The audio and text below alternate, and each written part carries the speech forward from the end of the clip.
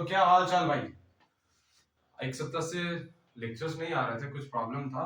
अब regular lectures upload हुआ करेंगे। आप लोग सारे को अच्छे से देखिए और अपने एग्जाम के लिए अच्छे से प्रिपेयर करिए।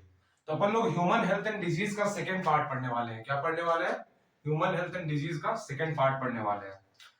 पिछले लेक्चर्स में हमने बेसिक इंट्रोडक्शन करा था कि ह्यूमन हेल्थ होते क्या है, डिजीज क्या होता है, पहले कौन कौन से तरीके दिए गए डेफिनेशन के, मॉडर्न डेफिनेशन कौन सा है, हिप्पोक्रेट्स ने क्या बोला, इंडियन आयुर्वेदिक सिस्टम ने क्या बोला, विलियम हार्वे सर ने क्या करा, ये सारी चीजें डिस्कस कर ली थी। हेल्थ की अच्छी बेनिफिट्स क्या है, हेल्थ अच्छी होने से हेल्थ को अपन लोग कैसे सुधार सके, ये सारी चीजों को अपन लोगों ने डिस्कस करा था। कुछ communicable disease, non communicable disease, जिसको अपन लोग इन्फेक्शियस और नॉन इन्फेक्शियस डिजीज भी बोलते थे, उस चीज के बारे में अपन लोग पढ़ा था। Before moving into the next part of this chapter, we will discuss some important terms. Okay? So एक important term आता है immunity। बेटा immunity होता क्या है? Immunity अपन लोगों ने सुना होगा कि हमारे घर में मॉम या डैड जो भी हो गया वो बोलते हैं कि बेटा हल्दी की दूध पी लो, आपका इम्यून सिस्टम बढ़ जाएगा। मतलब जनरल टर्म में जब इम्यूनिटी वर्ड आता है हमारे पास तो हम लोगों को समझ में आता है कि किसी चीज से लड़ने की क्षमता को इम्यूनिटी कह सकते हैं हम लोग। तो उसी तरह बायोलॉजी में जब इम्यूनिटी की बात करते हैं तो अपन लोग डिफाइन करते हैं कि इम्यूनिटी एक ऐसा प्रोसेस है जब फॉरेन पार्टिकल हमारे बॉडी में, फॉरेन पार्टिकल यानी कि बॉडी पार्ट्स, हमारे बॉडी पार्ट्स के अलावा जो भी पार्टिकल होंगे वो हो सकते हैं माइट्स, डस्ट भी हो सकते हैं जिससे आपको एलर्जीज हो सकती है, वो पैथोजन भी हो सकते हैं। फॉर एग्जांपल टाइफाइड जो होता है, साल्मोनेला टाइफी बैक्टीरिया से होता है, वो भी हो सकते हैं। तो वो फॉरेन पार्टिकल्स है, तो हमारा बॉडी उसको अगेंस्ट क्या करता है, रिएक्ट करके एंटीबॉडी बनाता है। और हमारे प्रोसेस ऑफ बॉडी में मैकेनिज्म होती है एंटीबॉडीज बनाने की और उससे लड़ने की कोशिश करता है और हम लोगों को डिजीज होने से बचाता है। तो इम्यूनिटी एक प्रोसेस है जहां पे हमारा बॉडी रेजिस्ट करता है, फाइट करता है अगेंस्ट पैथोजन और कोई भी डिजीज का। तो अपन लोग इम्यूनिटी को डिफाइन कर सकते हैं किस तरीके से, resistance of a body to fight against pathogen और any disease, and this process is called as immunity. कुछ और टर्म के बारे में जानेंगे अपन लोग। एंटीजन क्या होता है, क्या एंटीजन क्या होता है? एंटीजन को एक और नाम देते हैं बायो में अग्लूटिनोजन। बायोलॉजी क्या है कि टर्मिनोलॉजी का खेल होता है। अगर आपको टर्मिनोलॉजी समझ में आ गई यानी बायोलॉजी आसान हो जाएगी।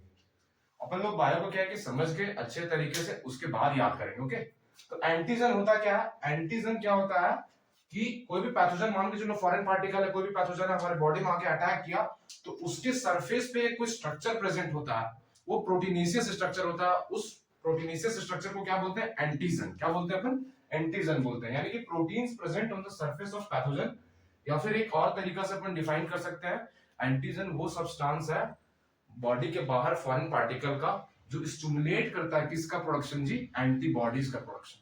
किसका प्रोडक्शन? एंटीबॉडीज का प्रोडक्शन को स्टिमुलेट करता है, उसको क्या बोलते हैं? एंटीजन। नेक्स्ट टर्मिनोलॉजी आता है एंटीबॉडीज और अग्लूटिनोजन। इसे अपन लोग बेसिक टर्म वाइज पढ़ रहे हैं, बाकी आगे एक्सप्लेन करूंगा डिटेल में। इसे एंटीबॉडीज या अग्लूटिनिन और इम्यूनोग्लोबुलिन बोलते हैं। क्या बोलते हैं? इम्यूनोग्लोबुलिन।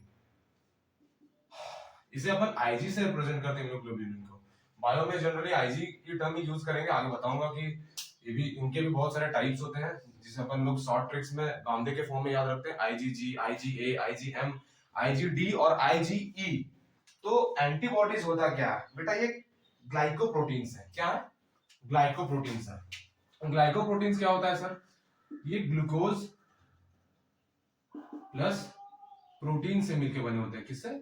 ग्लूकोज प्लस प्रोटीन से मिलकर बने होते हैं। और ये एक सिंपल स्ट्रक्चर नहीं है, एक कॉम्प्लेक्स स्ट्रक्चर है, उलझा हुआ स्ट्रक्चर होता है। क्या? एंटीबॉडीज।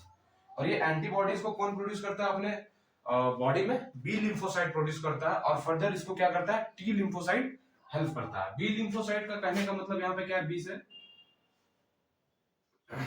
बी सेल्स होते हैं हमारे बॉडी में, बी लिम्फोसाइट उस चीज को डिफाइन करता है। और यहाँ पे जो टी लिम्फोसाइट है ये टी सेल्स को डिफाइन करता है। इसमें भी टी सेल्स अलग अलग होते हैं, बी सेल्स भी अलग अलग होते हैं। आगे सब एक एक करके बताऊंगा आप सभी को। एक और टर्म आता है बच्चा, उस टर्म को बोलते हैं एंटी सीरम। क्या बोलते हैं? Anti serum. यानी कि कोई भी एनिमल हो गया या कोई भी चीज हो गया तो एंटी सीरम होता क्या है कि serum of any animal which contain antibodies for specific antigen. इस डेफिनेशन को अपन लोग गौर से देखें, क्या बोलता है? Serum of any animal which contain antibodies for specific antigen.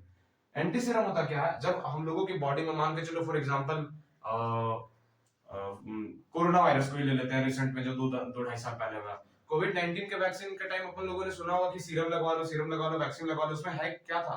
यही तो सीरम था।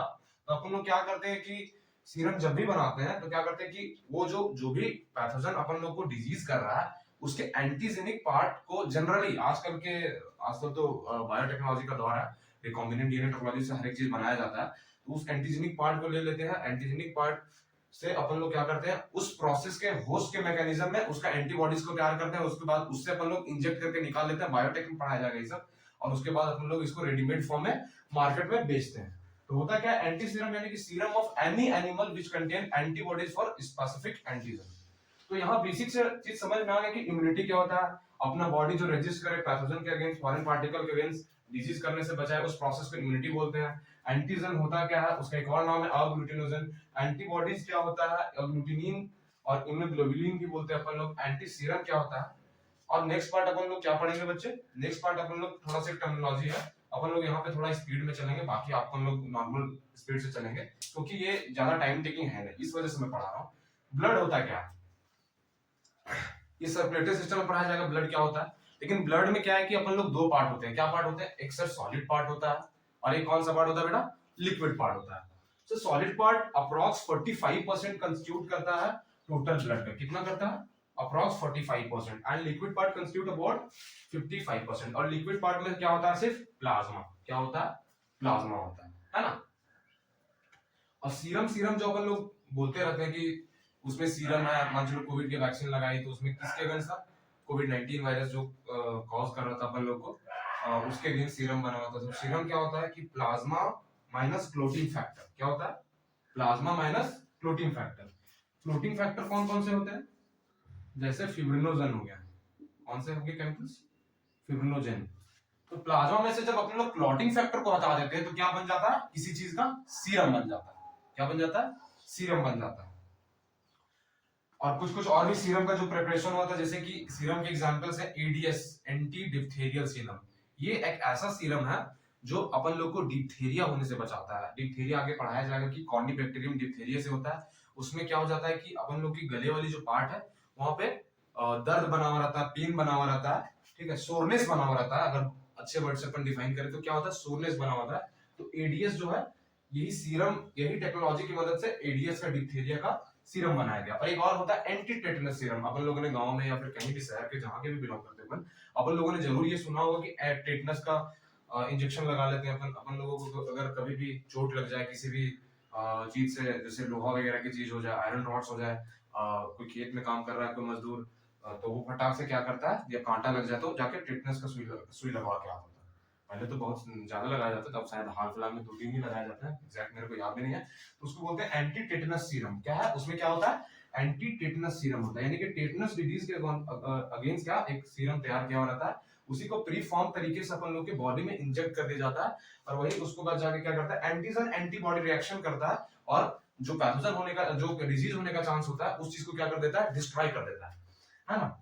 और सॉलिड पार्ट में क्या होता है, ब्लड में ब्लड कॉर्पस्कल्स होता है। ब्लड कॉर्पस्कल्स कौन कौन सा, आरबीसीज, डब्ल्यूबीसीज, platelets, red blood cell, blood cell और प्लेटलेट्स, है ना। इस चीजें को अपन लोग इस पार्ट में अपन लोग इस चीज को यही चीज था बेसिकली। और इससे क्वेश्चंस क्या बन सकते हैं अपन लोग को, इम्यूनिटी क्या होता है, बोर्ड्स में आ सकते हैं सवाल। और एक और सवाल की एंटीबॉडीज कौन बनाते हैं, बी सेल्स। बी सेल्स क्या करते हैं, फर्दर इनको हेल्प करते हैं। पूरा मैकेनिज्म पढ़ाया जाएगा कि कैसे हेल्प करते हैं, कैसे बनता है। बहुत ही लंबा चैप्टर है, थोड़ा सा 12-15 लेक्चर लगते हैं इस चैप्टर कंप्लीट करने में, तो एक एक चीज बताएंगे उसमें अपन लोग, ठीक है ना।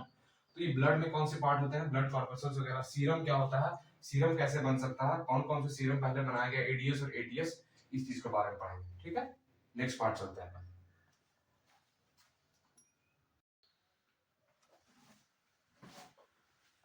तो चलिए जी, अपन लोग क्या करेंगे, नेक्स्ट पार्ट को कवर करेंगे। और भी कुछ बेसिक टर्म्स है, जैसे कि अपन लोग अग्लूटिनेशन। बेटा अग्लूटिनेशन होता क्या है, जब फॉरेन पार्टिकल, उसको क्या बोलते हैं अपन लोग, एंटीजन, और बाहर हमारे बॉडी में क्या बनता है, एंटीबॉडी। तो एंटीजन जब एंटीबॉडी के साथ रिएक्ट करता है, उस प्रोसेस को क्या बोलते हैं अपन लोग, अग्लूटिनेशन। क्या बोलते हैं अपन लोग, अग्लूटिनेशन। यानी कि एंटीजन एंटीबॉडी रिएक्शन को क्या बोलते हैं, अग्लूटिनेशन। फर्दर क्या है कि इस अग्लूटिनेशन प्रोसेस के अपन लोग स्टडी करते हैं फर्दर, और उस प्रोसेस को क्या बोलते हैं अपन, सीरोलॉजी। मैं ऐसे ही बता दे रहा हूं, हालांकि ये काम का नहीं है, लेकिन अग्लूटिनेशन होता क्या है, ये पॉइंट आपको रिमेंबर करके रखना होगा कि अग्लूटिनेशन होता क्या है, एंटीजन का और एंटीबॉडी का आपस में रिएक्शन, उस प्रोसेस को क्या बोलेंगे, अग्लूटिनेशन। एक और टर्म है बेटा जिसका नाम है, ये टर्मिनोलॉजी यहां खत्म हो जाएगी, साइटोकाइंस। क्या नाम है, साइटोकाइंस।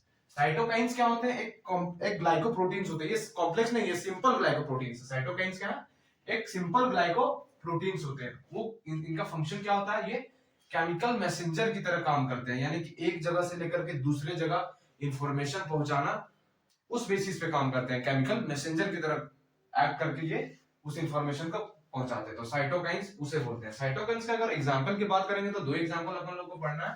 पहला एग्जांपल है लिम्फोकाइंस। क्या है, लिम्फोकाइंस। और दूसरा एग्जांपल क्या है, मोनोकाइंस। क्या है, मोनोकाइंस। तो अग्लूटिनेशन होता क्या है, अग्लूटिनेशन is nothing but it's just antigen antibody reaction, and that process is called agglutination. Further, when we study about the agglutination process, that study is called basically serology, right? And cytokines, what are cytokines? It is simple glycoproteins which as a chemical messenger in our body and transfer one information from one part of the body to the other part, and that is called as cytokines. Okay, and what are the examples? Lymphokines and monokines are the basic examples of cytokines. तो cytokines क्या होता है, अग्लूटिनेशन क्या होता है, ये समझ में आ गया। ये बेसिकली 5-6 टर्मिनोलॉजी थी जो अपन लोग को इस चैप्टर को आगे फर्दर पढ़ने से पहले अपन लोग को आना चाहिए। ये जो पार्ट है ये हालांकि सर्कुलेटरी सिस्टम में पढ़ाया जाता है, मैं यहाँ पे इसलिए पढ़ा रहा हूँ क्योंकि मैं जब एड्स वगैरह डिजीज के बारे में, इन्फेक्शियस डिजीज एड्स के बारे में पढ़ाऊंगा और कैंसर के बारे में पढ़ाऊंगा, तो ये चीजें आप लोगों को समझना बहुत जरूरी है कि ग्रेनुलोसाइट होता है क्या, अग्रेनुलोसाइट क्या होता है, इस चीजों को इस वजह से अपन लोग बता रहे हैं। तो डब्ल्यूबीसीज हम लोगों को पता है कि डब्ल्यूबीसीज 8-9 क्लास में अपन लोगों ने पढ़ा हुआ कि डब्ल्यूबीसीज की फुल फॉर्म क्या होती है, white blood cell. And white blood cell basically what is the function of white blood cell? It act as a soldier of our immune system, यानी कि हम लोगों को हर एक डिजीज से प्रोटेक्ट करती है, act as a soldier of our immune system, right? तो on the basis of cytoplasm और ग्रेन्यूल्स क्या होता है कि ये डब्ल्यूबीसी के अंदर ग्रेन्यूल पाया जाता है, छोटे छोटे दाने दाने टाइप के ग्रेन्यूल्स पाए जाते हैं। तो उसके बेसिस पे और उसके न्यूक्लियस के अलग अलग तरह के न्यूक्लियस होते हैं, कोई वन न्यूक्लिएटेड है, कोई बाइन्यूक्लिएटेड है, कोई 2 से 3 से ज्यादा न्यूक्लियस रख रहा है। तो उसके बेसिस पे अपन लोगों ने डब्ल्यूबीसीज को डिवाइड करके रखा हुआ है। तो दो पार्ट में, किस किस पार्ट में डिवाइड करा अपन लोगों ने बेटे, ग्रेनुलोसाइट्स में डिवाइड करा और अग्रेनुलोसाइट्स में। ग्रेनुलोसाइट्स वो होते हैं डब्ल्यूबीसी जिसके पास क्या होता है, ग्रेन्यूल्स प्रेजेंट होते हैं, और अग्रेनुलोसाइट वो होता है जिसके पास ग्रेन्यूल्स एब्सेंट होते हैं। क्या होते हैं, ग्रेन्यूल्स एब्सेंट होते हैं, एब्सेंट। ओके, और इसमें ग्रेन्यूल्स क्या होते हैं, प्रेजेंट होते हैं। ग्रेनुलोसाइट्स की एग्जांपल है कौन सा, एसिडोफिल और स्नोफिल। Okay, second one is basophil and third one is neutrophil. कौन कौन से हैं, एसिडोफिल और स्नोफिल दूसरा नाम है, और एक और क्या है, बेसोफिल, और लास्ट न्यूट्रोफिल्स है। ये क्वेश्चन आते हैं इसमें कि how many of the following are agranulocyte, how many following are the agranulocytes, और ग्रेनुलोसाइट कौन कौन सा है। इस चीज पे भी छोटा सा एक सवाल बन जाता है, तो इस चीज को अपन लोग याद रखेंगे कि ग्रेनुलोसाइट्स की कैटेगरी में तीन आते हैं, और अग्रेनुलोसाइट की कैटेगरी में कौन सा आता है, मोनोसाइट्स और लिम्फोसाइट्स। और अगर एसिडोफिल और स्नोफिल की बात करेंगे तो ये क्या है, हमारा बॉडी का डब्ल्यूबीसी का पर्टिकुलरली कोई सेल है। ओके, यहां पर क्या होता है कि एसिडोफिल्स के अंदर 2 न्यूक्लियस पाई जाती है। कौन सा, 2 न्यूक्लियस, यानी कि ये कैसा हो जाता है, बाय न्यूक्लिएटेड हो जाता है, और अंदर में ये साइटोप्लाज्म है इसका, इसमें क्या है, ग्रेन्यूल्स प्रेजेंट होते हैं। बेसोफिल्स के अंदर क्या होता है, यही चीज सेम है सब कुछ, सिर्फ ये तीन न्यूक्लियस पाया जाता है। कितना न्यूक्लियस, 3 न्यूक्लियस पाया जाता है। और न्यूट्रोफिल के अंदर क्या होता है, 3 भी हो सकता है, 4 भी हो सकता है न्यूक्लियस, 5 भी हो सकता है। इस वजह से इसे क्या बोलते हैं, टर्मिनोलॉजी नाम देते हैं पॉलीमॉर्फोन्यूक्लियोसाइड, पॉलीमॉर्फोन्यूक्लियर ल्यूकोसाइड, यानी अलग अलग तरह का मॉर्फोलॉजी शो करेगा, अलग अलग तरह का स्ट्रक्चर, यानी कि किसी सेल्स में अपन को 3 नजर आएंगे, तो किसी में 4 नजर आएंगे, तो किसी में 5 भी नजर आ सकते हैं। और न्यूट्रोफिल का मेन काम क्या होता है बेटा, फेगोसाइटोसिस करना। अब सर ये फेगोसाइटोसिस होता क्या है, फेगोसाइटोसिस यानी कि इंगल्फ करना, किसी चीज को खा जाना, उस प्रोसेस को क्या बोलते हैं, अपन फेगोसाइटोसिस बोलते हैं। ओके, तो फेगोसाइटोसिस किसका फंक्शन है बेटा, न्यूट्रोफिल्स का फंक्शन है। और अग्रेनुलोसाइट्स में कौन कौन है, मोनोसाइट्स है और लिम्फोसाइट्स है। मोनोसाइट्स की भी फंक्शन क्या होती है, फेगोसाइटोसिस होती है। मोनोसाइट्स के अगर सेल्स को अपन लोग देखेंगे डब्ल्यूबीसी, अगर अपन लोग माइक्रोस्कोप के इस्तेमाल से, तो क्या होता है कि उसके अंदर जो न्यूक्लियस पाया जाता है वो कैसा होता है, बीन शेप्ड। क्या होता है, बीन शेप्ड। तो अपन लोग को आइडेंटिफाई करने कई बार बोर्ड्स के एग्जाम में भी आता है, प्रैक्टिकल्स वगैरह में। और या फिर नीट एक्सेल के स्ट्रक्चर दे सकता है और आइडेंटिफाई करने के लिए सवाल पूछ सकता है, या फिर ऐसे भी घुमा के पूछ सकता है कि एक ऐसा सेल दिया हुआ जिसका काम है फंक्शन फेगोसाइटोसिस करना, तो उस सेल का नाम बताओ होगा क्या। 4-5 ऑप्शन दे सकते हैं आप लोगों को। ठीक है, तो मोनोसाइट्स में क्या होता है कि मोनोसाइट की जो न्यूक्लियस होती है वो कैसे होती है, किडनी शेप की होती है, बीन शेप की होती है, तो उसका काम क्या होता है, फेगोसाइटोसिस करना। और सबसे इंपॉर्टेंट लिम्फोसाइट, लिम्फोसाइट्स में क्या होता है कि नॉर्मल इस तरह का राउंड शेप का पाया जाएगा आपको न्यूक्लियस, और उस तरीके से अपन लोग लिम्फोसाइट्स को आइडेंटिफाई कर सकते हैं। लिम्फोसाइट में भी 3 तरह की लिम्फोसाइट होती है, बी लिम्फोसाइट्स, टी लिम्फोसाइट्स और नेचुरल किलर सेल्स। ये नेचुरल किलर सेल जो बेटा है, ये बहुत ही इंपॉर्टेंट क्वेश्चन है। ये कैसा होता है अपने नेचर में, non phagocytosis, phagocytic, non phagocytic होता है। कैसा होता है, नॉन फेगोसाइटिक होता है। तो अपन लोग क्या क्या याद रख सकते हैं इस चीज में, अग्लूटिनोजिन क्या होता है, एंटीजन एंटीबॉडी रिएक्शन को बोलते हैं वो। अब एक मिनट यहाँ पे करेक्ट कर लेना, अग्लूटिनेशन इट इज, व्हाट इज अग्लूटिनेशन। अग्लूटिनेशन क्या होता है, एंटीजन एंटीबॉडी रिएक्शन होता है, उसकी स्टडी को सीरोलॉजी बोलते हैं। साइटोकाइंस क्या होता है, केमिकल मैसेंजर होता है, इंफॉर्मेशन पास करने में हेल्प करता है। डब्ल्यूबीसीज को क्या होता है, क्या फंक्शन होता है उसका, और कैसे अपन लोगों ने डिफाइन करा है उसको ग्रेनुलोसाइट्स और अग्रेनुलोसाइट्स में कैटेगराइज करके on the basis of cytoplasm and nucleus, और हर एक चीज का छोटा छोटा फंक्शन बता दिया अपन लोगों ने। बस यहाँ पे इसी को पढ़ेंगे, बाकी ब्लड सर्कुलेटरी सिस्टम में अपन लोग पढ़ेंगे। ये एनसीईआरटी में आपका सर्कुलेटरी सिस्टम है ना, उसके सेकंड नंबर वाले पेज पे देखिएगा, लास्ट वाला पार्ट में दिया हुआ है, कलरफुल एक डायग्राम बनाया होगा। हालांकि उससे पता नहीं चलता प्रॉपर, बट आप आराम से देखिएगा, अगर आपको याद रहेगा ये तो आप विजुअलाइज कर लीजिएगा उस चीज को। और आया है बहुत सारे एम्स के सवाल में आया हुआ है इस क्वेश्चन वगैरह, तो हम लोग कर सकते हैं इस चीज को। अब एक चीज और पढ़ाने वाले हैं अपन लोग की मोनोसाइट्स। क्या चीज, मोनोसाइट्स। ओके, मोनोसाइट्स क्या है, अग्रेनुलोसाइट्स है। मोनोसाइट जब कनेक्टिव टिश्यू में होता है, क्या बच्चे, कनेक्टिव टिश्यू में। कनेक्टिव टिश्यू को होता है जैसे हमारे बोन्स, जैसे हमारे लिगामेंट्स, टेंडन्स, अलग अलग पार्ट जो है कैसे कनेक्टिव टिश्यू। ब्लड भी हमारा एक स्पेशलाइज्ड कनेक्टिव टिश्यू है। तो कनेक्टिव टिश्यू में अपन लोग जब भी मोनोसाइट्स प्रेजेंट होता है तो उसको क्या बोलते हैं अपन लोग, मैक्रोफेजेस। ये मैक्रोफेजेस बहुत बार वर्ड इस्तेमाल होने वाला है इसमें। तो जब एक से ज्यादा मोनोसाइट आपस में आके जुड़ जाते हैं, क्लस्टर एक गुच्छा के फॉर्म में हो जाता है, उसको क्या बोलते हैं अपन, क्या बोलते हैं, मैक्रोफेजेस। क्या बोलते हैं अपन लोग, मैक्रोफेजेस। अब मैक्रोफेजेस जो है एक फिक्स पोजीशन पे भी रह सकता है या फिर फ्री भी घूम सकता है। अगर जब वो फ्री घूमेगा तो उसको बोलते हैं वंडरिंग, और वो जो फिक्स होता है उसको बोलते हैं वो तो फिक्स भी हो सकता है ना, वंडरिंग है। अगर जो फ्रीली घूम रहा है उसको क्या बोलेंगे, वंडरिंग मैक्रोफेजेस, और जो कहीं पे फिक्स है वो फिक्स मैक्रोफेजेस हो गया। अगर फिक्स मैक्रोफेजेस के अंदर देखें अपन लोग तो एक हमारे लंग्स में एक सेल्स पाया जाता है जिसको क्या बोलते हैं अपन लोग, डस्ट सेल। क्या बोलते हैं, डस्ट सेल, है ना। तो मैक्रोफेजेस जब लंग्स के अंदर पाया जाता है उसको क्या बोलते हैं, डस्ट सेल बोलते हैं। और मैक्रोफेजेस जब लीवर के अंदर पाया जाता है उसको क्या बोलते हैं, उसी को कफर सेल बोलते हैं। इसका भी फंक्शन लंग्स पढ़ाऊंगा, ह्यूमन फिजियो में तब बताऊंगा, लीवर का भी उसी टाइम बताऊंगा डाइजेस्टिव सिस्टम वाले चैप्टर में। हालांकि इस साल एनसीईआरटी से डाइजेस्टिव सिस्टम हटा दिया गया है, तो सिलेबस रिड्यूस करा गया था नीट में, तो एनसीईआरटी में नहीं, तो यानी कि बोर्ड्स में भी नहीं आएगा। एनसीईआरटी के अकॉर्डिंग सारे सिलेबस होता है ना।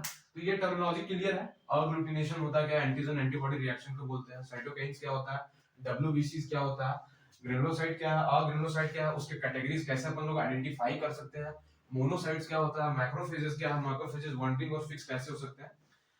नेक्स्ट पार्ट अपन लोग स्टार्ट करने वाले हैं, बेसिक सा इंट्रोडक्शन था इस चैप्टर का। अब नेक्स्ट पार्ट जो स्टार्ट होगा बहुत इंपॉर्टेंट है।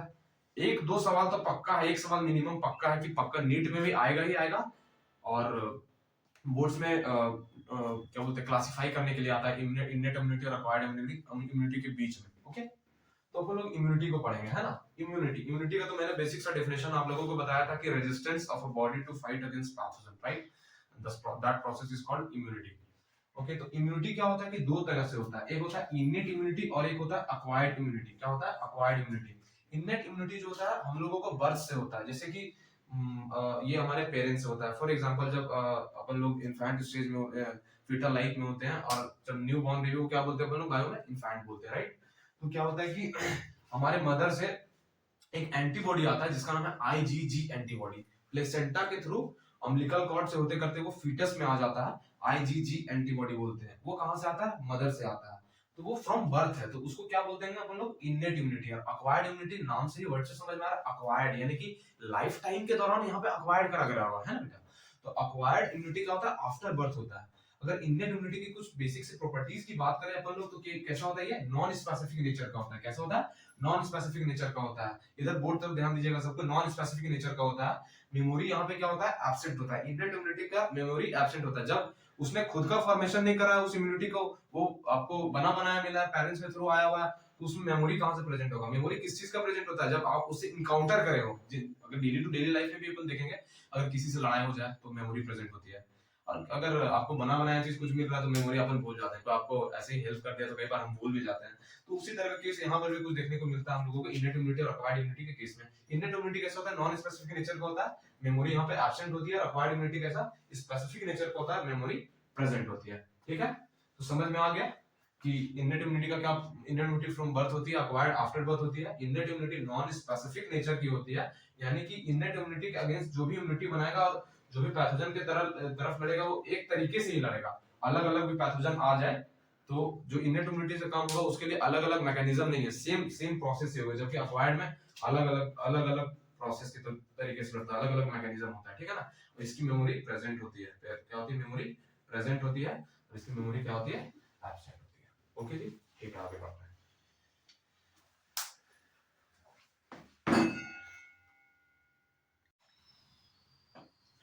तो अपन लोगों ने क्या फिजिकल बैरियर को पढ़ लिया था, है ना बच्चों?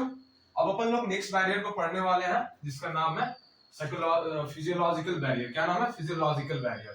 फिजियोलॉजिकल बैरियर में मैंने बताया था कि तीन चीजें थी। पहला था पीएच, दूसरा सिक्रेशन और तीसरा था फीवर। तो ये पीएच कैसे हेल्प करता है हम लोगों को डिजीज से कैसे बचाता है? पीएच की अगर बात करते हैं तो एसिडिक भी हो सकता है पीएच, बेसिक भी हो सकता है, न्यूट्रल भी हो सकता है। जब अपन लोग बात करते हैं अपने स्टमक की, स्टमक के अंदर क्या होता है? एचसीएल का सिक्रेशन होता है। क्या चीज का होता है? एचसीएल का सिक्रेशन होता है। ऑक्जेंटिक सेल्स में होता है, आगे डाइजेस्टिव सिस्टम में बताया जाएगा। तो इसमें क्या होता है कि 1.5 to 3 का पीएच होता है, यानी कि ये कैसा हो गया बेटा? एसिडिक पीएच हो गया। कैसा हो गया? एसिडिक। जो फीमेल रिप्रोडक्टिव ट्रैक्ट की बात करेंगे तो फीमेल के अंदर क्या होता है? वेजाइना में 4 to 5 पीएच होता है। तो ये भी कैसा है? स्लाइटली एसिडिक कर सकते हैं। क्या? स्लाइटली एसिडिक है। तो ये जो स्टमक के अंदर एसिडिक नेचर होना, वेजाइना के अंदर एसिडिक नेचर होना, ये क्या करता है? ग्रोथ ऑफ माइक्रोब्स को इनहिबिट करता है, ग्रो करने के लिए माइक्रोब्स को वहां पे ग्रो होने नहीं देता है। इस तरह से क्या होता है अपन लोगों को डिजीज होने से ये पीएच बचाता है। अब सर सिक्रेशन कैसे बचाता है अपन लोगों को डिजीज को रोकने में? सिक्रेशन कैसे बचाता है? जब कोई चीज का सिक्रेशन हो, जैसे कि फॉर एग्जांपल टीयर्स का सिक्रेशन हो रहा है, जब अपन लोग रोते हैं तो क्या होता है? टीयर्स का सिक्रेशन होता है। For example when we do exercise तो स्वेट का सिक्रेशन होता है। हमारे टंग के पास केसेस का सलाइवरी ग्लैंड से सलाइवा का सिक्रेशन होता है। हमारे स्किन के अंदर, स्किन के ऊपर ऊपर क्या है? सीबेशियस ग्लैंड प्रेजेंट होते हैं। कौन सा? Sebaceous gland. और सीबेशियस ग्लैंड क्या करते हैं? सीबम का सिक्रेशन करता है। किसका? सीबम का। और एक होता है सेरुमन। सेरुमन कौन सा? कान के अंदर जो वेस्ट मटेरियल जो पाया जाता है जिससे अपन लोग टाइम टू टाइम बाहर निकालते रहते हैं, उसको बोलते हैं सेरुमन बोलते हैं। क्या बोलते हैं? सेरुमन। और ये सारे के पास एक एंजाइम होता है, जिस एंजाइम का नाम है लाइसोजाइम। लाइसोजाइम क्या होता है? बैक्टीरियोसाइडल नेचर का होता है, यानी कि कोई भी बैक्टीरिया आके अटैक करेगा तो उसका बॉडी को क्या करता है? ये डिस्ट्रॉय कर देता है। तो इस तरीके से क्या करता है? सिक्रेशन हम लोगों को डिजीज से ओवरकम होने में बचाता है। पीएच किस तरीके से बचाता है? सिक्रेशन किस तरह से बचाता है? मैंने बोला था कि कभी भी अपन लोग को अगर कोई भी डिजीज हो जाए तो फीवर आना अच्छी बात होती है। फीवर आना इसलिए अच्छी बात होती है क्योंकि वो डिजीज से ओवरकम करने में हेल्प करता है। फीवर को बायोलॉजी में एक पायरेक्सिया नाम से जब भी यूज करेंगे अपन लोग तो फीवर की वजह अपन लोग पायरेक्सिया भी प्रेफर किया करेंगे इसमें। तो पायरेक्सिया या फीवर क्या होता है कि इसके वजह से क्या होता है? हमारे बॉडी का मेटाबॉलिक एक्टिविटी बढ़ता है। मेटाबॉलिक एक्टिविटी बढ़ने की वजह से क्या होता है? जब अपन लोग को डिजीज होती है तो टेम्परेचर अपन लोग का बॉडी का बढ़ता है। तो टेम्परेचर जब बढ़ जाता है तो जो भी पैथोजेंस हमारे इन्वायरमेंट में घूम रहे हैं, जो हीट सेंसिटिव है, जो हीट को टॉलरेट नहीं कर सकते हैं, जब हमारे बॉडी स्किन के ऊपर आते हैं तो क्या करता है? उसको किल करके रख देता है। यानी कि यहाँ पर वो टॉलरेट नहीं कर पाते हैं, उस टेम्परेचर पे सर्वाइव नहीं कर पाते हैं। तो फीवर की वजह से क्या होता है? वो सारे बैक्टीरिया यहाँ पे ग्रो नहीं कर पाते हैं। तो फिजियोलॉजिकल बैरियर, पीएच, सिक्रेशन और फीवर इस तरीके से अपन लोग को डिजीज होने से बचाता है। पायरोजेंस एक टर्म है। पायरोजेंस क्या होता है? एक तरह का केमिकल सब्सटेंस है बच्चे, जो क्या करता है? फीवर लाता है। क्या लाता है? फीवर लाता है। ओके, थोड़ा सा इसको लास्ट में मैं बताऊंगा जब ड्रग एंड अल्कोहल अब्यूज पढ़ूंगा तो थोड़ा सा पायरोजेंस के बारे में बताऊंगा डिटेल। सिंपली समझिए, पायरोजेंस वो एक केमिकल सब्सटेंस होते हैं जो क्या करते हैं? फीवर को स्टिमुलेट करते हैं। Right, okay. और तीसरा बैरियर पढ़ने वाले हैं। पहला बैरियर कौन था? Physical skin mucosa. सेकंड था फिजियोलॉजिकल बैरियर। थर्ड बैरियर अपन लोग क्या पढ़ेंगे बच्चे? सेलुलर बैरियर के बारे में पढ़ेंगे। किसके बारे में? सेलुलर बैरियर के बारे में पढ़ेंगे। सेलुलर बैरियर में अपन लोग पहला पढ़ेंगे फेगोसाइटिक सेल्स के बारे में।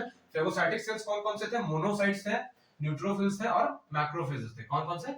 मोनोसाइट्स, न्यूट्रोफिल और मैक्रोफेजेस। ये कैसे होते हैं? फेगोसाइटिक नेचर के होते हैं। ये क्या करते हैं? फॉर एग्जांपल लेट्स से ये हमारा बॉडी का क्या है? सेल है, कोई भी सेल मान के चलो, ठीक है, जहां पे ये सारे प्रेजेंट होते हैं। तो ये क्या करेंगे ना, बाहर से जब भी पैथोजन आएगा तो पहले अपने आप के क्या करेंगे? पैथोजन को आके अटैच करवाते हैं सेल के पास। क्या करेंगे? पैथोजन को अटैच करवाएंगे बच्चे। क्या करेंगे? अटैचमेंट करवाएंगे।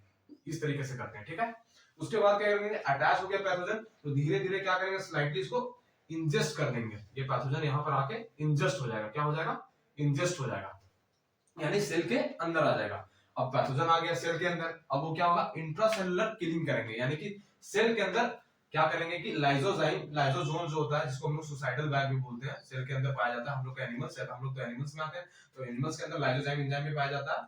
तो ये लाइसोजाइम क्या करेगा? इसके इस बैक्टीरिया जो भी फर्दर पैथोजन आएगा उसके साथ आके अटैच कर देगा और उसको क्या करेगा? उस एंजाइम से उसको डिग्रेडेट कर देगा। उस तरीके से क्या करता है? उसको पूरी तरह से डिस्ट्रॉय कर देता है। तो जो भी डिजीज होने का चांस रहेगा वो खत्म हो जाएगा। तो ये सेलुलर बैरियर में फेगोसाइटोसिस सेल का मैकेनिज्म होता है, जिसमें कौन कौन से? मोनोसाइट्स, न्यूट्रोफिल और मैक्रोफेजेस इस तरह से एक्टिविटी करते हैं। और आगे अपन लोग पढ़ने वाले हैं नॉन फेगोसाइटिक सेल कैसे अपना एक्टिविटी करता है पैथोजन को किल करने में, जिसमें बहुत ही एक फेमस एग्जांपल कौन सा है? एनके सेल्स, यानी कि natural killer sales, right? Natural killer sales ये तीनों मिलके कैसा बना देते हैं? ये second body line of defence का पार्ट है। थर्ड लाइन बनाते हैं, आगे बढ़ाऊंगा कौन? बी और टी। यहां लिख देता हूं, B and T lymphocyte, third line of body defence को बनाता है बच्चे। ओके, किसी भी तरीका से प्रॉब्लम हो, कोई भी प्रॉब्लम हो, तो आप लोग कमेंट सेक्शन में करिए। मैं टाइम टू टाइम आप लोगों को कोशिश करूंगा कि रिप्लाई दे पाऊं, ठीक है। आगे नेक्स्ट पार्ट में पढ़ते हैं, ठीक है बच्चे। तो अपन लोगों ने फेगोसाइटिक सेल कैसे एक्ट करते थे और वायरस को कैसे किल करते थे उस बारे में पढ़ लिया था। अपन लोग पढ़ने वाले हैं कि non phagocytic cells. Non phagocytic cells में मैंने आप लोगों को एग्जांपल बताया था। कौन से एग्जांपल था बच्चे? Natural killer sales. क्या था? Natural killers. नेचुरल किलर्स क्या होते थे? लार्ज अग्रेनुलोसाइट सेल्स होते थे। क्या होते थे? लार्ज अग्रेनुलोसाइट सेल्स होते थे। डब्ल्यूबीसी से क्लासिफिकेशन में अपन लोगों ने बताया था कि ग्रेनुलोसाइट्स और अग्रेनुलोसाइट्स क्या होते हैं। ये किस तरह से मैकेनिज्म करते हैं, नेचुरल किलर सेल्स किस तरह से हमारे बॉडी में जब पैथोजन आता है तो उसको अटैक या फिर उसको किस तरीके से एक्टिविटी करते हैं जिससे हमारा बॉडी डिजीज होने से बचता है। ये क्या करते हैं जी? नेचुरल किलर सेल्स ये क्या करते हैं? जिस भी सेल्स पे इसको जाना है, फॉर एग्जांपल वो ट्यूमर सेल्स भी हो जाता है। अगर कैंसर डिजीज है तो फॉर एग्जांपल वो ट्यूमर सेल्स हो जाता है। अगर कोई इसी वायरस में, फॉर एग्जांपल एचआईवी वायरस किसी को एच पेशेंट में, तो वो वायरस इन्फेक्टेड सेल्स भी हो सकता है। या फिर कोई भी फॉरेन सेल्स हो गया, कोई भी फॉरेन सेल्स हो गया। इन सारे सेल्स पे क्या होता है बच्चे? नेचुरल किलर सेल्स क्या करते हैं? एक रिलीज करते हैं सब्सटेंस। क्या रिलीज करते हैं? एक सब्सटेंस, एक तरह का सब्सटेंस रिलीज करते हैं। उस सब्सटेंस का नाम होता है बच्चे क्या? प्रोटीन। क्या? परफोरिन। क्या नाम होता है? परफोरिन। परफोरिन कैसा होता है केमिकली नेचर में? एक प्रोटीनेशियस सब्सटेंस होता है। कैसा? प्रोटीनेशियस सब्सटेंस होता है। ये परफोरिन क्या करता है? फॉर एग्जांपल अगर ये ट्यूमर सेल्स के अंदर गया हुआ है तो ये ट्यूमर सेल्स के अंदर जाके ये परफोरिन प्रोटीन इसके साथ अटैच होगा। क्या होता है? पहले अटैच होता है और उसके बाद क्या करेगा? ये उस सेल में, जिस भी सेल में जाके अटैच होता है, उस सेल के साथ क्या करता है? वहां पर जाके एक पोर्स क्रिएट कर देता है। क्या करता है? पोर्स क्रिएट कर देता है टारगेट सेल में। उस पोर्स को क्या बोलते हैं? ये इंपॉर्टेंट है, परफोरिन लाइन पोर्स बोलते हैं। क्या बोलते हैं? Perforin line pores. कौन सा करता है? Perforin protein. और क्या होता है कि अगर जब पोर्स क्रिएट हो गया सेल के अंदर तो क्या होगा? हमारे बॉडी में वाटर है तो बाहर से एक्स्ट्रा सेलुलर वाटर क्या होगा? इंट्रासेलुलर सेल्स में जाएगा, यानी कि सेल क्या होगा? सेल का साइज बढ़ जाएगा, वाटर बढ़ने लगेगा, तो एक लेवल टॉलरेट करने के बाद क्या होगा? सेल स्वेल कर जाएगा और अल्टीमेटली क्या होगा? सेल बर्स्ट हो जाएगा और जो भी बैक्टीरिया वायरस जो भी गया होगा वो कैसा हो जाएगा? डिस्ट्रॉय हो जाएगा। तो non phagocytic cells, natural killer cells for example इस तरीके से काम करता है। किस तरीके से? परफोरिन प्रोटीन रिलीज करके टारगेट सेल में जाके पोर्स क्रिएट करता है, जिसको परफोरिन लाइन पोर्स बोलते हैं। वाटर का एंट्री करवाता है और सेल का स्वेलिंग हो जाता है अल्टीमेटली, और फिर क्या होता है? सेल बर्स्ट कर जाता है। ओके, एक और बैरियर है लास्ट, आज के लिए यही इतना ही पढ़ाऊंगा, फिर अगले कल लेक्चर अपलोड करूंगा। ओके, तो साइटोकाइन बैरियर। साइटोकाइन बैरियर में अपन लोगों ने पढ़ा था, बहुत ही फेमस एग्जांपल था इंटरफेरॉन्स। क्या था बच्चे? इंटरफेरॉन्स। ओके, इंटरफेरॉन क्या करते हैं कि किस तरीके से बचाते हैं डिजीज होने से। ओके, ये क्या करता है कि एंटीवायरल प्रोटीन का सेक्रेशन करता है। क्या करता है बच्चे? एंटीवायरल प्रोटीन का सेक्रेशन करता है। ओके, और ये जो एंटीवायरल प्रोटीन है वो कौन सिक्रेट करता है? फॉर एग्जांपल अगर कोई भी वायरस आके अटैक कर दिया तो वायरस अगर वायरस की केस की बात करें तो वायरस इन्फेक्टेड जो सेल्स होते हैं वो क्या करते हैं? एंटीवायरल प्रोटीन प्रोटीन का सिक्रेशन करते हैं। ये क्या करते हैं कि एग्जैक्टली पैथोजेंस को किल नहीं करते हैं, उसको स्प्रेड होने से बचाते हैं। किल करना अलग बात है, मारना अलग बात है, किसी को बचाना अलग बात है, दोनों। ठीक है, दो तरीके से अपन लोग किसी भी चीज को कर सकते हैं, या तो पूरा मार दें या तो उसे सचेत कर दें, उसे वार्निंग दे दे कि भैया ये होने वाला है तो उससे बच जा। तो दोनों तरह से स्प्रेड बच सकता है कोई भी डिजीज का। ओके, तो ये क्या करता है? डायरेक्टली किल नहीं करता है, इनडायरेक्टली किल करता है, अपन लोग कह सकते हैं। उसको हेल्प करता है, उसको इंफॉर्मेशन पहुंचा देता है कि भाई ये सेल अपना इन्फेक्ट हो चुका है। और बाहर वाले सेल्स को क्या बोलते हैं, अगल बगल साइड वाले सेल्स को, कि तू एक काम कर, तू एक प्रोटीन का सिक्रेशन कर। क्या कर? तू एक प्रोटीन का सिक्रेशन कर, ट्रांसलेशनल इनहिबिटिंग प्रोटीन का सिक्रेशन कर। एडजेसेंट सेल को, अगल बगल वाले सेल को क्या बोलता है कि ट्रांसलेशनल इनहिबिटिंग प्रोटीन का सिक्रेशन कर। भैया इसका ट्रांसलेशनल इनहिबिटिंग प्रोटीन का सिक्रेशन होने से क्या हो जाएगा? क्या होता है कि साइड साइड सेल वाले जब इस टीआईपी प्रोटीन्स का सिक्रेशन करने लगते हैं तो क्या होता है कि जो भी बैक्टीरिया या फिर जो भी वायरस वहां पर आया है तो वो रेप्लिकेशन करेगा, फिर ट्रांसक्रिप्शन करेगा, फिर ट्रांसलेशन करेगा। तो जो डीएनए बढ़ाने का अमाउंट होता है, वो जो ट्रांसलेशन प्रोसेस होता है लास्ट में, जिसमें प्रोटीन का फॉर्मेशन होता है, उस प्रोसेस को सप्रेस कर देता है, उसको रोक देता है। तो उससे क्या होता है? वायरस का या बैक्टीरिया का नंबर नहीं बढ़ता है, तो उसका डिजीज होने का चांस भी नहीं बढ़ता है। तो इस तरीके से क्या करता है? साइटोकाइन हम लोगों को डिजीज होने से बचाता है। एक बहुत इंपॉर्टेंट पॉइंट होता है इसमें कि ये क्या करता है? वायरस को किल नहीं करता है, but limit the spread of virus. बहुत इंपॉर्टेंट लाइन है, हर बार क्वेश्चन बहुत बार आता है इससे। और एक और आता है कि ये जो इंटरफेरॉन्स है ये स्पीसीज स्पेसिफिक होते हैं। अलग अलग स्पीसीज का अलग अलग आके हमारे बॉडी में जब अटैक करते हैं तो उन लोग के लिए अलग अलग ढंग से काम करेगा, लेकिन वायरस स्पेसिफिक नहीं होते। सारे वायरस, किसी रीनो वायरस आ जाए, चाहे वायरस आ जाए, कोई भी किसी तरह के वायरस आ जाए, तो एक ही मैकेनिज्म होता है इसका काम करने का। ठीक है, ये प्रोफाइल एक्सिस में यूज होता है। सर प्रोफाइल एक्सिस बड़ा भारी वर्ड लग रहा है। प्रोफाइल एक्सिस क्या होता है? प्रोफाइल एक्सिस यानी कि एक तरह से अपन लोग कह सकते हैं कि इंग्लिश टर्म में कि प्रिवेंशन ऑफ डिजीज है। ये क्या है? प्रिवेंशन ऑफ डिजीज, यानी कि डिजीज होने से अपन लोग को बचाता है। प्रोफाइल एक्सिस में इस्तेमाल किया जाता है। ओके, होता क्या है कि बच्चे साइटोकाइन बैरियर की बात करेंगे इंटरफेरेंस के केस में होता क्या है कि फॉर एग्जांपल कोई भी पैथोजन है। ओके, क्या पैथोजन है? सेल के अंदर गया हुआ है, इसके पास क्या है? इसका क्रोमोसोमिक पार्ट है, क्या है? डीएनए वगैरह। तो ये फॉर एग्जांपल बैक्टीरियोफेज है। बैक्टीरियोफेज आके इसमें सेल्स पे अटैक करेगा, अटैक करके सरफेस के साथ अटैच होगा। सरफेस के साथ अटैच होने के बाद क्या करेगा? अपना जेनेटिक मटेरियल इंजेक्ट करेगा और फिर क्या करेगा? ट्रांसक्रिप्शन प्रोसेस से एमआरएनए को बना लेगा। किससे? ट्रांसक्रिप्शन प्रोसेस से। किससे? ट्रांसक्रिप्शन प्रोसेस से, राइट। ट्रांसक्रिप्शन प्रोसेस से एमआरएनए को बना लेगा। एमआरएनए बन गया। एमआरएनए बनने के बाद क्या करेगा? प्रोटीन के फॉर्म में बनाएगा, तभी हमारे बॉडी में जाके एक्सप्रेस होता है, तभी वो चीज दिखता है। तो ट्रांसलेशन प्रोसेस होता है। यही ट्रांसलेशन प्रोसेस को ये रोक देता है। इस वजह से वायरस का मल्टीप्लाई नहीं हो पाता, वायरस फैल नहीं पाता अपने बॉडी में। तो इस तरह से हम लोग को सेल्स को ये बचाता है। कौन? Interferon inhibits the protein system and growth of microbes, right. तो कैसे बचाता है? Cytokine barrier. कैसे बचाता है? अपना सेलुलर बैरियर। कैसे बचाता है? Physiological barrier. कैसे बचाता है? Physical barrier. ये चारों बैरियर्स। क्या होता है इनेट इम्यूनिटी, क्या होता है एक्वायर्ड इम्यूनिटी, छोटा सा बताया था। और अगले लेक्चर्स में पढ़ने वाले की इन्फ्लेमेशन के बारे में। इन्फ्लेमेशन के बाद अपन लोग पढ़ेंगे कि इनेट और एक्वायर्ड को डिवाइड करके पढ़ेंगे, पूरे डिटेल में जानेंगे कि होता क्या है। सारे सारे अलग अलग एग्जांपल्स पढ़ेंगे, ठीक है ना। तो अपन लोग क्या करेंगे? फर्दर स्टडी करेंगे किसको? इनेट इम्यूनिटी की बैरियर्स को स्टडी करेंगे, और आगे जाके इनेट इम्यूनिटी की हर एक प्रॉपर्टीज को अपन लोग स्टडी करने वाले हैं। तो अपन लोग कुछ बैरियर्स के बारे में अपन लोग डिस्कस करेंगे कि हमारे बॉडी के अंदर किस किस तरह का डिफेंस मैकेनिज्म है, जिससे अपन लोग डिजीज अगर होना होता है तो डिजीज से कैसे बच सकते हैं। उस सारे बैरियर्स के बारे में बात करेंगे। अगर हमारे बॉडी में बात करते हैं बच्चे, तो 4 तरह के बैरियर पाए जाते हैं। कितने तरह की? 4 तरह के बैरियर पाए जाते हैं। कौन कौन से पाया जाता है? फिजिकल बैरियर पाया जाता है। कौन सा? Physical barrier. दूसरा कौन सा पाया जाता है? Physiological barrier. और तीसरा पाया जाता है साइटोकाइन बैरियर। और चौथा पाया जाता है सेलुलर बैरियर। कौन कौन सा बैरियर मैंने बोला? Physical barrier, psychological barrier, cytokine barrier और सेलुलर बैरियर। ये 4 बैरियर्स से अपन लोग बॉडी में एक तरह का लाइन है, एक तरह का इम्यून सिस्टम के वॉल की तरह एक्ट करता है, जिससे हम लोगों को पैथोजन जब आता है हमारे बॉडी में तो डिजीज होने से बचाता है। ये फिजिकल बैरियर। अगर फिजिकल बैरियर की बात करेंगे अपन लोग तो उसमें 2 चीज आते हैं। पहला आता है हमारा स्किन। क्या आता है? हमारा स्किन। और दूसरा क्या आता है, म्यूकोसा। क्या आता है, म्यूकोसा।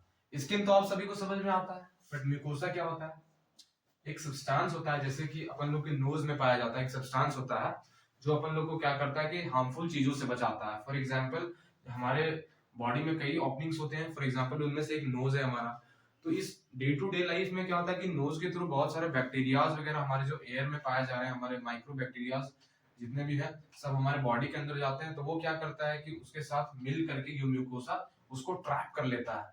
हनी ट्रैप जो होता है ना, मधुमक्खी का छत्ता, उस तरह से उसको ट्रैप कर लेता है और हम वो बैक्टीरियाज को हमारे नाक के थ्रू बॉडी में जाने से बचाता है ना। तो एक तरह से क्या कर रहा है, डिजीज होने से अपन को बचा रहा है। तो ये क्या हो गया, फिजिकल बैरियर। कौन सा, फिजिकल बैरियर। तो फिजिकल बैरियर में कौन कौन सा आएगा, स्किन और म्यूकोसा। ओके, ये क्या करते हैं, स्किन और म्यूकोसा मिलके first line of body defence को बनाते हैं जी। कौन सी, first line of body defence को बनाते हैं। ओके, फिजियोलॉजिकल बैरियर की बात करेंगे तो फिजियोलॉजिकल बैरियर में तीन चीजें हैं, पीएच, सिक्रीशन और फीवर। पीएच कैसे हेल्प करता है ओवरकम करने के लिए डिजीज से, उस चीज को अपन लोग डिस्कस करेंगे।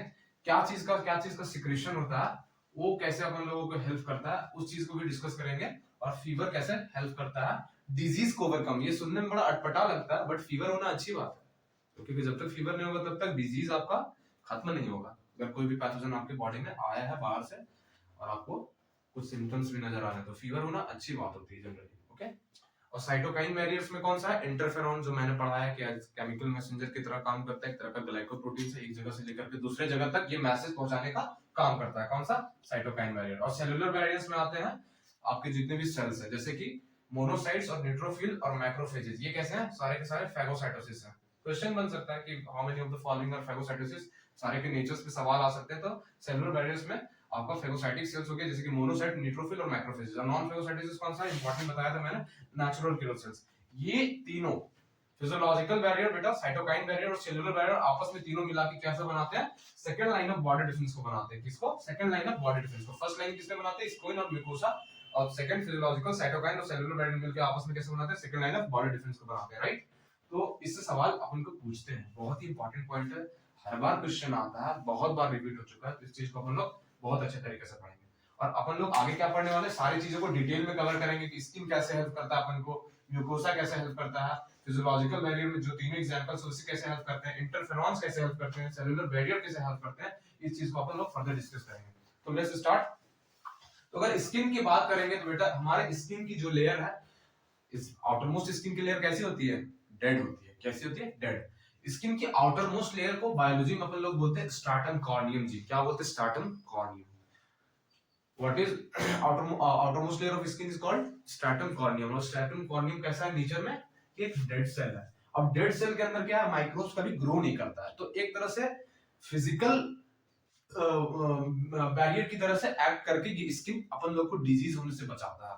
इन्वायरमेंट में बहुत सारे बैक्टीरिया हैं, बहुत सारे माइक्रो वायरसेस हैं जो हमारे बॉडी की स्किन पे एक्ट करते हैं। और उसमें क्या होता है, बाहर का लेयर अपना डेड है, स्ट्रैटम कॉर्नियम, तो वहां पे उसका रिप्रोडक्शन नहीं होता है, वो आगे ग्रो नहीं कर पाता है। हम लोगों को आगे किसी भी तरह का हो सकता है स्किन डिजीज या किसी भी तरह की डिजीज करने में उसको हेल्प नहीं करता है, उसके अगेंस्ट फाइट करते रहता है वो स्किन। तो इस तरीके से एज अ फिजिकल बैरियर ये हमारे बॉडी को प्रोटेक्ट करता है जी। ओके,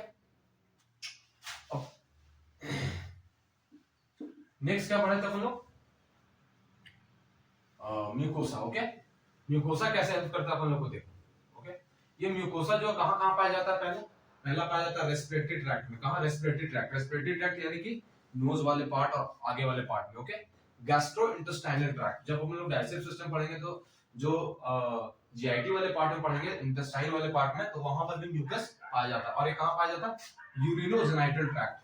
अगर अपन लोग जब रिप्रोडक्टिव सिस्टम में आप लोगों को बताएंगे कि यूरिनोजेनाइटल ट्रैक्ट जहां पे कॉमन चैम्बर खुलता है, जहां पे स्पर्म का भी फॉर्मेशन और यूरिन का फॉर्मेशन होता है, वहां पे भी म्यूकस पाया जाता है।